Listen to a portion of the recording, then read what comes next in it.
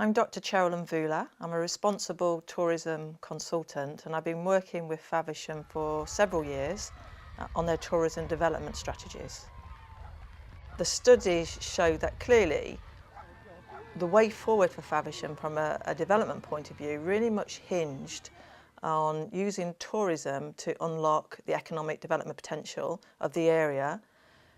And one of the key drivers, one of the key focuses of my recommendation was the unlocking of the creek side. We've got some great walks linking the town to the countryside now. We've got an amazing gastro pub and food and drink offer, really good heritage in the market town. The one thing though that hasn't moved forward was one of the key recommendations in both of my reports was unlocking that creekside potential through the development of the maritime heritage product. And that's really sad because that really is Faversham's jewel in the crown and is the thing which can really move forward Faversham at a great pace. The life needs to be breathed into that area. Not through, fancy tourism development. What I'm talking about here is making it a working creekside again. What will make this different and unique is that working maritime theme. It has to be real, it has to be authentic, it can't be stage managed.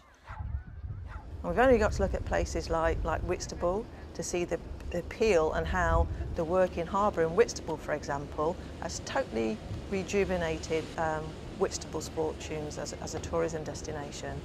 The same thing can happen to Faversham if people are prepared to be long-sighted.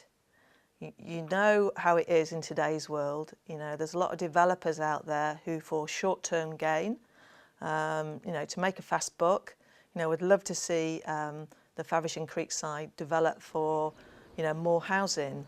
That would be an absolute tragedy. Don't put the cart before the horse. Before you bring in that tourism infrastructure in terms of the food and drink offer, you've got to have the tourist attraction. When we talk about sustainable tourism and sustainable development, it's all about, making use of our resources today, but making sure we leave in a good condition those things for the future. And at the moment, we're destroying those things for the future generations. In 50 years, 100 years' time, our children, our grandchildren, probably won't know anything about the maritime past of Faversham. All they'll see is another, plastic, marina, residential, restaurant type development where you see throughout the UK.